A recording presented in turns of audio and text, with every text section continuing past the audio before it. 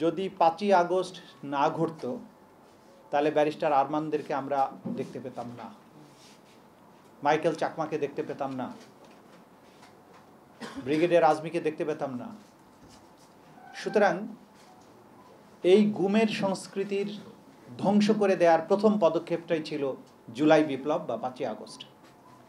আমাদের সবার আগে ওই সব শহীদদেরকে স্মরণ করা প্রয়োজন, যারা অকুণ্ঠ চিত্তে একেবারে নির্ভীকভাবে সেই দানব একটা শক্তি যারা মানুষকে এইভাবে অন্ধকার প্রকোষ্ঠে বন্দি করত বছরের পর বছর ধরে, তাদেরকে বাংলাদেশ থেকে বিতাড়িত করেছিল।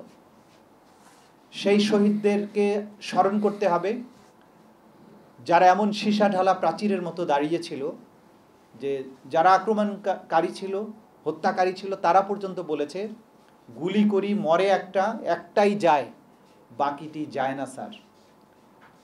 যারা এরকম সীসা ঢালা প্রাচীর গড়ে তুলেছিল তারা কিন্তু অচেনা কেউ নয়, আপনার আমার সন্তান। স্কুলে পড়ে, কলেজে পড়ে, কেউ হয়তো স্কুলেও যায় না, এমন বাচ্চাদেরকেও আমি দেখেছি। 5 বছরের বাচ্চা, সে পানি নিয়ে দাঁড়িয়েছে এই বিপ্লবের সময়। সুতরাং এই জাতির জীবনের অবিস্মরণীয় অর্জনগুলোর মধ্যে জলজলেতম অর্জন হচ্ছে জুলাই বিপ্লব এবং 5ই আগস্টের বিজয়।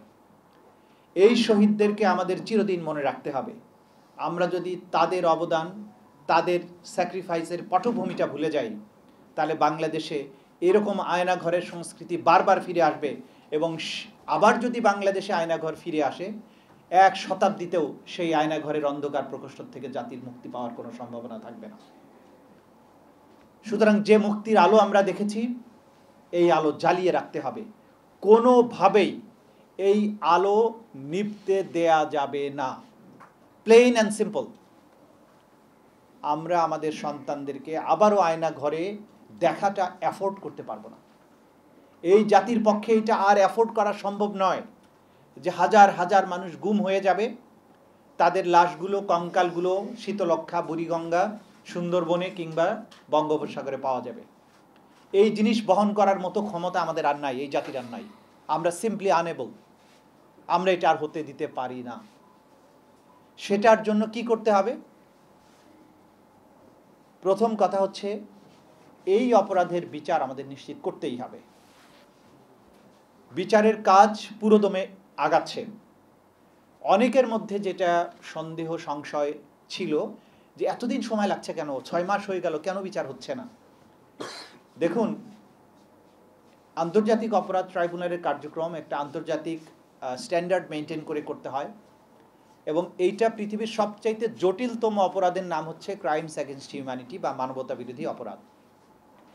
এই অপরাধগুলো যে গুমের যে বছরের পর বছর অন্ধকার প্রকোষ্ঠে ছিল, তারা এক একটা সেল আবিষ্কার করতে আমাদের কত পরিশ্রম করতে হয়েছে, কত টেকনোলজি ব্যবহার করতে হয়েছে, কত ধরনের পদ্ধতি অবলম্বন করতে হয়েছে, এবং আমরা কিন্তু এখনো সবগুলো আবিষ্কার করতে পারি নাই। সুতরাং এই তদন্ত শেষ হতে একটা যুক্তিসঙ্গত সময় লাগবে। এটা মোবাইল কোর্টের মতো নয়, ম্যাজিস্ট্রেট গেল, ভোক্তা অধিকার গেল, গিয়ে বলল আপনার সামগ্রীতে ভেজাল আছে, তাৎক্ষণিক 50,000 টাকা বা 5 লক্ষ টাকা জরিমানা করে দিল, অথবা 1 মাসের জেল দিয়ে দিল। আন্তর্জাতিক অপরাধ ট্রাইব্যুনালের কার্যক্রম সেরকম নয়। সে কারণে তদন্তটা শেষ হতে এই যে সময়টা লেগেছে বা লাগছে, সেইটা যুক্তিসঙ্গত সময়। গত সময়ে প্রথম তদন্ত রিপোর্ট আসতে তাদের 16 মাস লেগেছিল, কারণ সেটাও একটা সামান্য ছোটোখাটো বিষয় ছিল বলে আমরা মনে করি। এবারের যে অপরাধগুলো হয়েছে, দুনিয়াব্যাপী যে আন্তর্জাতিক অপরাধ ট্রাইব্যুনালগুলো আছে, সেখানেও প্রথম তদন্ত রিপোর্ট 2 বছরের আগে কোথাও আসেনি। আমাদের প্রথম তদন্ত রিপোর্ট 6 মাসের মাথায় আমরা পেয়েছি। গুমের মামলার অধিকাংশ বলা যাবে না, যেহেতু হাজার হাজার অভিযোগ আছে, অন্তত 10-15টা উল্লেখযোগ্য ঘটনা বা গুমের তদন্ত সম্পন্ন প্রায় জুন মাসের মধ্যেই, সেগুলো রিপোর্ট আপনারা পাবেন ইনশাআল্লাহ।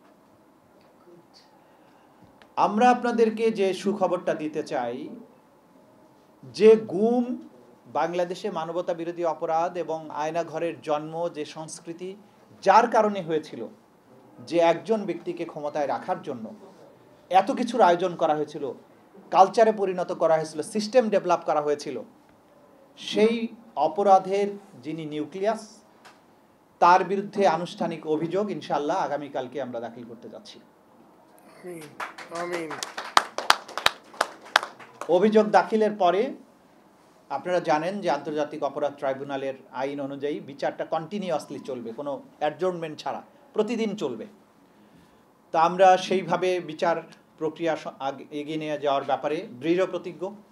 পাশাপাশি এর আন্তর্জাতিক যে স্ট্যান্ডার্ড মেনটেন করা, মানবাধিকার রক্ষা করা, বিচারের নামে অবিচার যাতে না হয়, অতীতে যেগুলো হয়েছে সেগুলো যাতে না হয়, সেগুলোর ব্যাপারে আমরা খুবই সতর্ক এবং সাবধান আছি। যাতে করে বিচার হবে, অপরাধীর শাস্তি নিশ্চিত করা হবে, কিন্তু কোনো রকমের আইনের ব্যত্যয় যাতে না হয়, কোনো ধরনের অবিচার এবং অন্যায়ের প্রশ্ন যাতে না তোলা যায়, দুনিয়াব্যাপী কোথাও যেন এই সমালোচনা করা না যায় যে তারা বা আওয়ামী লীগ বা অতীতের সরকার যেভাবে মানুষকে বিচারের নামে তামাশা করে শাস্তি দিয়েছে, হত্যা করেছে বিচারিকভাবে, তাদের মতো বিচার এই সরকার করেনি বা এই বিপ্লবোত্তর পরিবেশে সেই বিচারটা হয়নি, সেটাও আমাদের নিশ্চিত করতে হচ্ছে।